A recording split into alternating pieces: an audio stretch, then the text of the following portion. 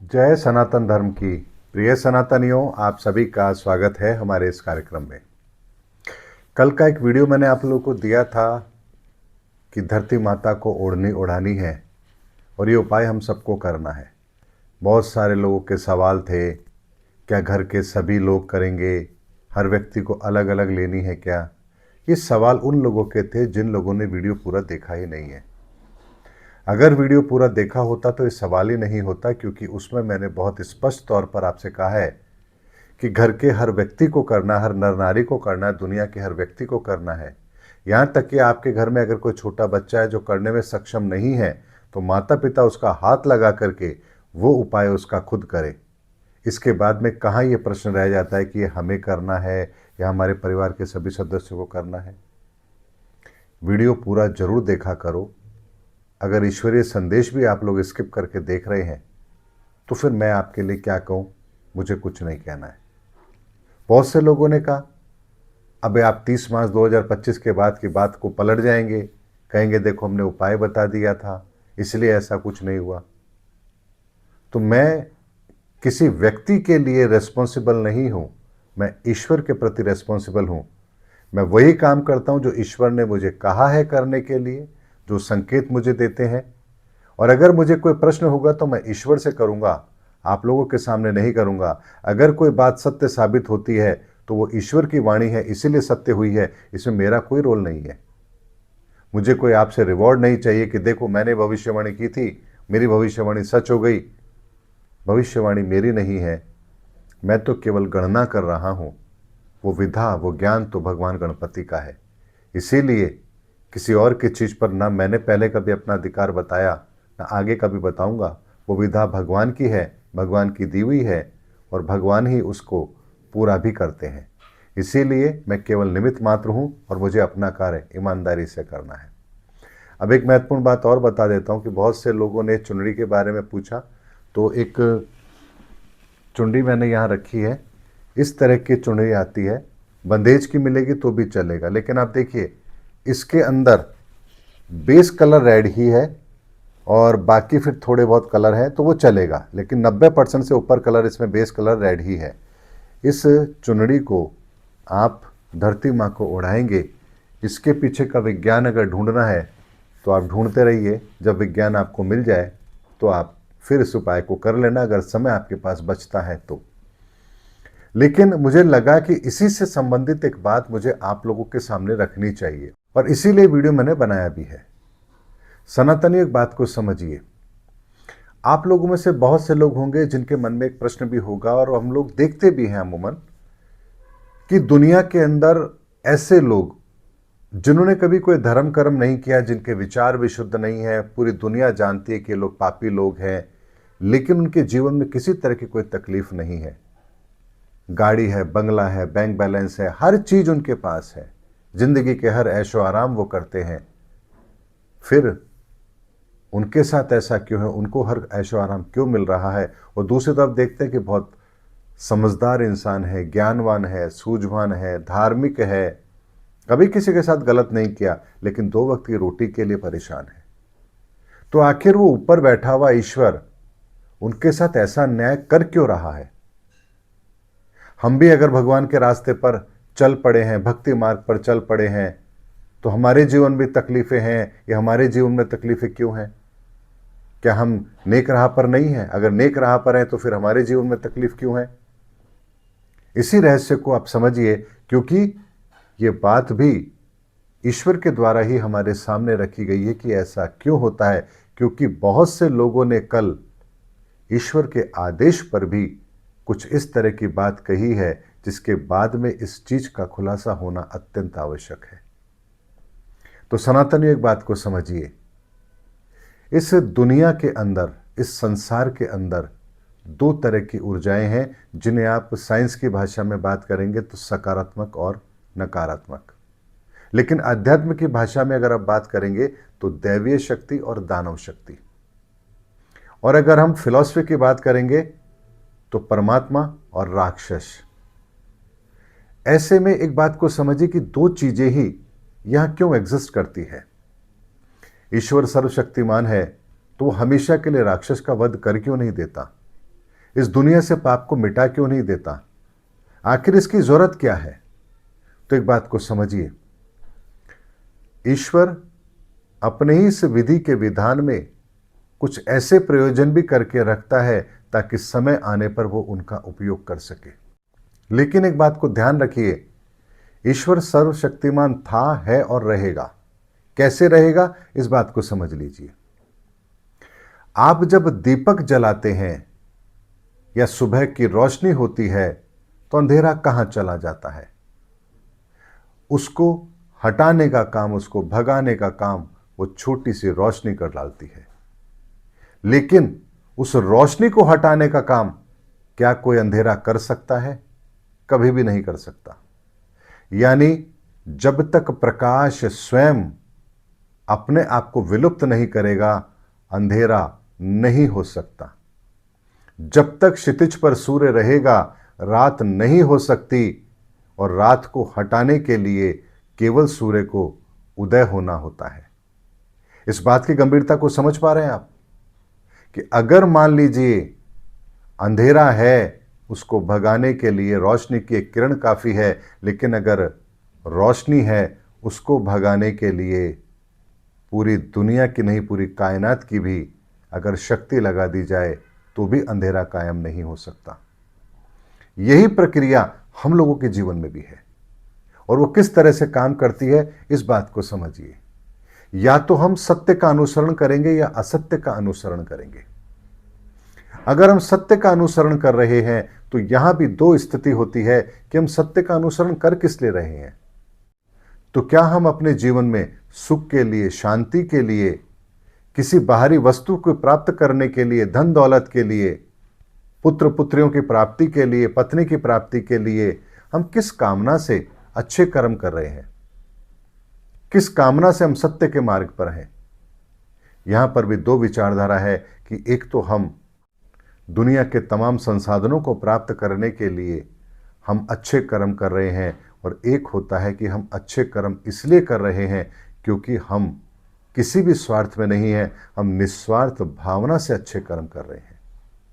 तो यदि आप निस्वार्थ भावना से अच्छे कर्म कर रहे हैं तो यकीन मानिए ईश्वर आपकी राह में हर वो चीज बिछा देगा जिसकी आपको आवश्यकता पड़ेगी। और यही कारण है कि आपने ऐसे बहुत से धनाढ्य व्यक्तियों को देखा होगा जो बहुत धार्मिक हैं, कभी किसी का गलत नहीं किया, लेकिन ईश्वर की कृपा से कभी उनके यहां किसी चीज की कमी भी नहीं है। कुछ खो गया तो भी वो विचलित नहीं होते, और कुछ पा लिया तो भी वो अहंकार में नहीं आते। हर समय उन्हें आप समदृष्टि भाव में देखेंगे।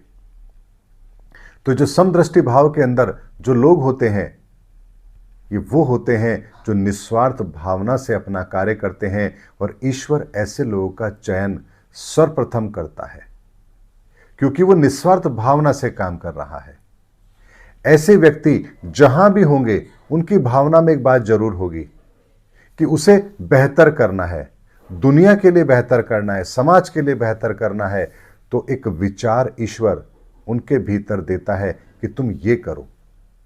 जब उनके भीतर वो विचार आता है और वो बिना कुछ सोचे समझे केवल उस आदेश की पालना करते हैं, यहां ईश्वर उनका वो कार्य संपन्न करवाते हैं। फिर अगले मोड़ पर फिर उन्हें कुछ विचार दिया जाएगा और वो अपना अगला कार्य करेंगे।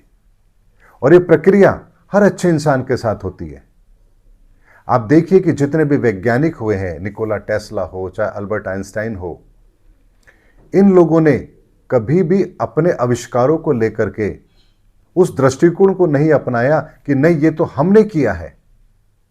हमेशा उनके अगर ऑटोबायोग्राफी को अगर आप पढ़ेंगे तो उन्होंने हमेशा कहा है कि हमें किसी दैवीय शक्ति के द्वारा ऐसे विचार प्राप्त हुए हैं जिन विचारों को जब हमने समझा और उस पर काम किया तो हम इस चीज को प्राप्त करने में सफल रहे।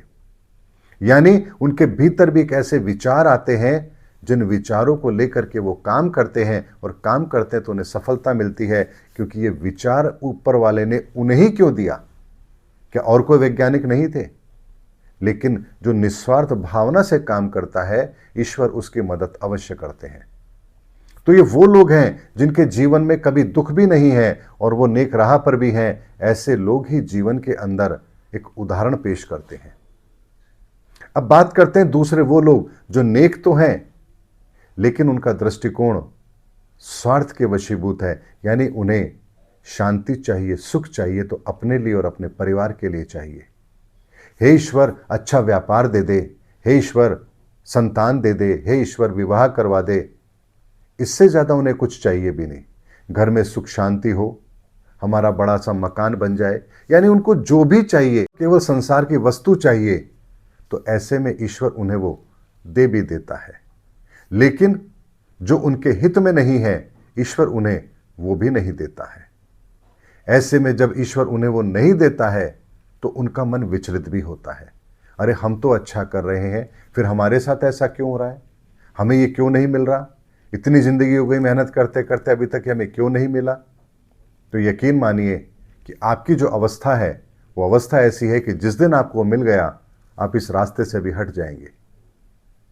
अब इसी रास्ते पर चलते चलते एक समय ऐसा भी आता है कि जब मन में एक नकारात्मक विचार आता है, अरे कि पूरी जिंदगी तो ये कर लिया, मिला तो कुछ है नहीं, सब बेकार है। अब यहां जो ये विचार आया, जानते हैं विचार क्यों आया? ये विचार इसलिए आया क्योंकि आपने अपने भीतर की उस रोशनी को कम कर दिया। ये रोशनी धीरे धीरे धीरे आपकी वो परमात्मा की रोशनी, वो सकारात्मकता वो कम हो रही है, और एक समय आएगा जब ये बुझ जाएगी और आप पूरी तरह से नकारात्मक विचारों के अंदर होंगे। जब यहां आप नकारात्मक विचारों में होते हैं तो आपके जीवन में एक चमत्कार होता है, और चमत्कार ये होता है कि आपको सफलताएं मिलने लगती हैं। अब ये सफलताएं आपको क्यों मिली? क्योंकि आप शैतानी ताकतों का एक मोहरा बन चुके हैं, आप नकारात्मक ऊर्जाओं का एक स्रोत बन चुके हैं। अब वो आपसे अपने तरीके से काम लेगा, इसीलिए पहले आप पर विश्वास जमाने के लिए वो आपको देना शुरू करता है। तो यहां आप कहते हैं देखो हुआ तो सही, वहां तो इतने हमने अच्छे कर्म किए, कुछ नहीं मिला, अब हम अपनी जिंदगी में मस्त रहते हैं, खाओ पियो ऐश करो, और अब सब कुछ अच्छा चल रहा है।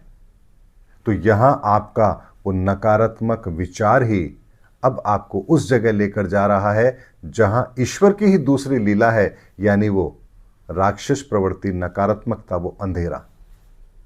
लेकिन ये अंधेरा तब तक नहीं हो सकता जब तक आप अपने भीतर की रोशनी को बुझा नहीं देंगे। अगर एक लेश मात्र भी रोशनी आपके भीतर है तो उस रोशनी को भी आप प्रज्वलित कर सकते हैं, ये आपके ऊपर निर्भर करता है। इसीलिए आपकी सोच के अंदर परमार्थ है या स्वार्थ है, सबसे पहले यह तय कर लीजिए। अगर स्वार्थ है तो भक्ति मार्ग पर चलते हुए भी आप दुखी जरूर रहेंगे, लेकिन अगर परमार्थ है तो ऐसा हो ही नहीं सकता कि आपके रास्ते में कोई कांटा आ जाए। वही दूसरी तरफ जो ताकत है, शैतानी ताकत है, ये इसी चीज का इंतजार करती है कि कब ये रोशनी किसके दिल में बुझे और हम अपना एकाधिकार वहां करें। और वो जब आपके दिलों में वो अंधेरा कायम होता है, उसके पश्चात फिर आपके विचार ऐसे होते हैं जो समाज के लिए ठीक नहीं है।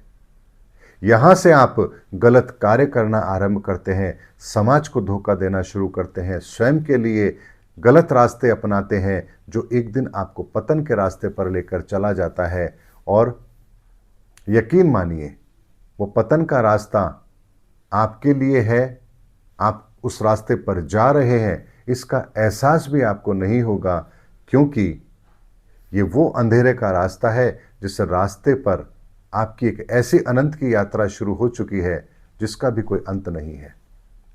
जैसे आध्यात्म के अंदर, सकारात्मक सोच के अंदर, ईश्वर के मार्ग में अनंत की यात्रा है ये, उसी तरह से अंधेरे की, पाप की भी एक अनंत यात्रा है। जन्म जन्मांतर तक उन्हीं चीजों के अंदर आप भटकते रहेंगे। ये दोनों चीजें ईश्वर ने इसलिए बनाई है कि जो उस रोशनी को बुझा दे उसके लिए अलग रास्ता है, और जो उस रोशनी को कायम करे उसके लिए अलग रास्ता है। इसीलिए निस्वार्थ भावना से जब आप काम करते हैं तब आपके जीवन के अंदर वो ईश्वर की कृपा होती है। आपका हर दुख फिर ईश्वर अपने ऊपर लेता है। यही कारण है कि प्रहलाद, मीरा, ये जितने भी उदाहरण हैं, इन सब के जीवन का दुख ईश्वर ने इसीलिए लिया क्योंकि उन्होंने किसी भी परिस्थिति के अंदर ईश्वर को नहीं छोड़ा। लेकिन यकीन मानिए, ईश्वर किसी का चयन करता है तो इतनी आसानी से नहीं करता है। पूरी योग्यता का पैमाना परखता है। अगर आप आईएएस बनना चाहते हैं तो क्या आप सुंदर दिखते हैं इसलिए आईएएस बना दे, या आप बुद्धिमान है इसलिए आईएएस बना दे? आपकी हर योग्यता को परखा जाता है। आप प्री क्लियर करते हैं, मेंस क्लियर करते हैं, और उसके बाद भी आपका इंटरव्यू होता है कि आप वो दक्षता रखते हैं या नहीं रखते हैं। उसके बाद कहीं जाकर आपको एक जिम्मेदारी दी जाती है। तो जब आप साधारण हम मनुष्य इस तरह की प्रक्रिया को अपनाते हैं तो सोचिए, ईश्वर आपका अगर चयन कर रहा है तो क्या आपका चयन ऐसे ही कर लेगा? क्या उसने आपके लिए कोई पैरामीटर तय नहीं किया है? अगर वो अपनी दौलत से आपको नवाजना चाहता है, उपहार देना चाहता है अपनी नेकी का, तो वो आपकी परीक्षा तो जरूर लेगा। देखना यह है कि उस परीक्षा में आप पास होते हैं या नहीं होते हैं। इसीलिए सनातनियों, एक बात को समझिए, इस संसार का विज्ञान, इस परमात्मा का ये जो संसार है, इसका जो मैकेनिज्म है वो इतना मजबूत है कि उसमें लेश मात्र भी कहीं कोई त्रुटि है ही नहीं। और जब उसके विधान में कोई त्रुटि नहीं है तो उसके द्वारा इस संसार की बनाई हुई रचना और उसकी पालना में त्रुटि कैसे हो सकती है? और इसीलिए जो भी बात मैं कहता हूं, ईश्वर की प्रेरणा से कहता हूं, ईश्वर के आदेश से कहता हूं, और उसके आदेश और उसकी प्रेरणा पर आप संदेह करना चाहते हैं, करें। मुझे तो कोई संदेह है नहीं। मेरा कार्य मुझे ईमानदारी से करना है, वो मैं जरूर करता रहूँगा। इसीलिए हर चीज को समझिए, हर चीज को पहचानिए, अपने भीतर उस ऊर्जा को, उस प्रकाश को, उस रोशनी को जिंदा रखिए, उसे और तेज करिए। जैसे जैसे ये ऊर्जा बढ़ेगी, रोशनी बढ़ेगी, परमात्मा का प्रकाश आपके भीतर बढ़ेगा, आपको और दूर और दूर और दूर अनंत तक का दिखने लगेगा। जैसे एक बल्ब एक लिमिटेड रोशनी कर सकता है, लेकिन एक सूर्य पूरी धरती को रोशन कर सकता है। इसीलिए परमात्मा सूर्य है। आपकी बुद्धि, आपका ज्ञान एक दीपक है। उस दीपक के सहारे आप क्या देख सकते हैं ये आप तय करिए, लेकिन उस ईश्वर रूपी सूर्य से जुड़िए, आपको पूरा संसार दिखाई देगा।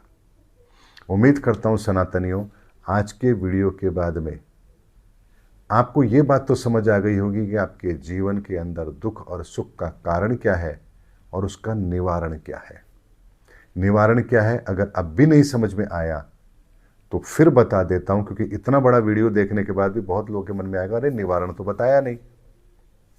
तो समझ लीजिए, निवारण यही है कि अपने जीवन में इसी समय से, इसी पल से, इसी वीडियो को जब आपने देखा है, उसके पश्चात से अपने भीतर परमार्थ की भावना लेकर आइए कि मैं नहीं, मेरा ये संसार। अगर मुझे भोजन मिला है तो हे ईश्वर, इस पूरे संसार के प्रत्येक प्राणी को भोजन मिले, ऐसी मैं आपसे प्रार्थना करता हूं। अगर मुझे वस्त्र मिला है तो मुझे नहीं, इस संसार के प्रत्येक प्राणी को मिले, ऐसी मैं आपसे प्रार्थना करता हूं। अगर मुझे ज्ञान मिला है तो ये ज्ञान मुझे ही नहीं, संसार के प्रत्येक प्राणी को मिले, ऐसी मैं आपसे प्रार्थना करता हूं। अगर मुझे संपन्नता मिली है तो मुझे ही नहीं, संसार के प्रत्येक प्राणी को ये मिले, मैं ऐसे आपसे प्रार्थना करता हूं। अब प्रार्थना करने के पश्चात मान लीजिए आपके पास 10 रुपए हैं और किसी व्यक्ति की जरूरत 1 रुपए की है, तो क्या आप अपने 10 रुपए में से 1 रुपया निकालकर क्या उसकी मदद कर सकते हैं? अगर कर सकते हैं तो ये कार्य भी फिर आपने जो किया है वो ईश्वरीय कार्य है, क्योंकि उसके जीवन में जो संपन्नता है उसकी प्रेरणा ईश्वर ने आपको दी है, क्योंकि आपके भीतर परमार्थ की भावना है। और आप जब उस परमार्थ की भावना से अपने उस 10 रुपए में से 1 रुपए से किसी की मदद कर रहे हैं, तो यहाँ आप ईश्वर का कार्य कर रहे हैं। यहाँ ईश्वर फिर आपको उस दौलत से नवाजेगा कि आप और लोगों की मदद कर सके। इसलिए इस मैकेनिज्म को समझिए, परमार्थ से बड़ी कोई भावना होती ही नहीं है और स्वार्थ से बड़ा कोई अपराध होता ही नहीं है। इसीलिए अधर्म, परमात्मा की नज़र में अधर्मी होना सबसे बड़ी गाली है, सबसे बड़ा अपराध है। और अधर्मी होना अगर ईश्वर की नज़र में सबसे बड़ा अपराध है, तो सोचिए धार्मिक होना ईश्वर की नज़र में कितना बड़ा पुरस्कार है। इसीलिए धार्मिक बनिए। धार्मिक का मतलब ये नहीं है हिंदू, मुस्लिम, सिख, ईसाई, अर्थात इस प्रकृति के उस ज्ञान को, उस विज्ञान को स्वीकार कीजिए, उस नेक राह पर चलिए जो इस धरती का धर्म है। और धरती का धर्म मानवता है, सनातन है। इसीलिए हम ज्योतिष के अंदर भी इन चीज़ों को बहुत बारीकी से देखते हैं। जब किसी व्यक्ति की कुंडली आती है, हम देखते हैं कि इसका सही समय नहीं चल रहा है, यानी इस समय इसकी जो सकारात्मक ऊर्जा है उसकी गति धीरे हो चुकी है, उसकी आग धीरे हो चुकी है, उसकी रोशनी धीरे हो चुकी है, और नकारात्मक ऊर्जा की रोशनी इस समय प्रबल है। इस समय जो भी ये निर्णय लेगा, ये गलत सोच के आधार पर लेगा। इसीलिए उस गलत सोच को कम करने के लिए कौन सी सकारात्मक ऊर्जा इसके जीवन में शामिल कर दी जाए ताकि इसे सुविधा हो, निर्णय लेने में सुविधा हो, यही ज्योतिष के उपाय भी होते हैं। और जब आपका समय अच्छा होता है, उस समय का मतलब होता है कि आपके भीतर वो सकारात्मक ऊर्जा, वो ईश्वर की ऊर्जा पूरी तरह से एक्टिव है, कायम है, काम कर रही है। अब यहाँ पर यदि आप उचित निर्णय लेते हैं तो वो निर्णय आपके सही होंगे। और इसी प्रयोजन को हम कहते हैं कि आपका समय खराब है या आपका समय अच्छा है। खराब समय का मतलब ये होता है कि आपको आपके भीतर उस सकारात्मक ऊर्जा को पैदा करने का कोई साधन अपनाना है।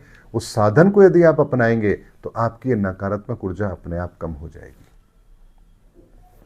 इसीलिए हमारे जीवन के अंदर इस परमात्मा की रोशनी को देखने, जानने और समझने के लिए ही भगवान गणपति ने इस विधा को बनाया जिसे हम ज्योतिष कहते हैं। ज्योतिष बताती है कि इस समय आप किस ऊर्जा के प्रभाव में हैं और ये ऊर्जा आपको कहाँ लेकर जाने वाली है। जैसे बिजली के तारों में करंट तो होता है, लेकिन मीटर ये बताता है कि इसमें कितने वोल्ट का करंट है। ठीक उसी तरह से आप भी एक अनंत की ऊर्जा के प्रवाह से प्रभावित हो रहे हैं, और वह प्रवाह आपके भीतर किस तरह से काम कर रहा है, इसका मीटर ही इस ब्रह्मांड के 9 ग्रहों की गति है। और इन गति के द्वारा आपके पक्ष में क्या निर्धारित किया गया है, इसको जानने का माध्यम ज्योतिष है। इसलिए ज्योतिष बहुत बड़ा विज्ञान है। ये ना ही तो ढकोसला है, ना ही अंधविश्वास है, और ना ही किसी तरह से पैसा कमाने का कोई माध्यम है। हाँ, कोई ज्योतिषाचार्य किसी की कुंडली देखते हैं, फीस लेते हैं, वहाँ तक ठीक है। लेकिन आप कुछ जानते ही नहीं हैं और एक आडंबर बनाकर बैठे हैं और दुनिया को ठग रहे हैं, तो इसका हिसाब किताब भी ऊपर वाला आपसे तो जरूर लेगा। क्योंकि असत्य आपके जीवन में अंधकार को बढ़ा रहा है और अंधकार बढ़ता जाएगा। और जिस दिन रोशनी समाप्त हो गई आपके भीतर, वो ऊर्जा यानी वो परमात्मा की सकारात्मक ऊर्जा, वो प्रकाश, उस दिन आप एक ऐसी अनंत की यात्रा करेंगे जहाँ से बाहर निकलना, युगों युगों तक बाहर निकलना आपके बस की बात नहीं है। इसीलिए एक ही भावना अपने भीतर रखिए और वो है परमार्थ की। मिलेंगे अगले वीडियो के अंदर, तब तक के लिए जय हिंद, जय भारत, जय सनातन धर्म की।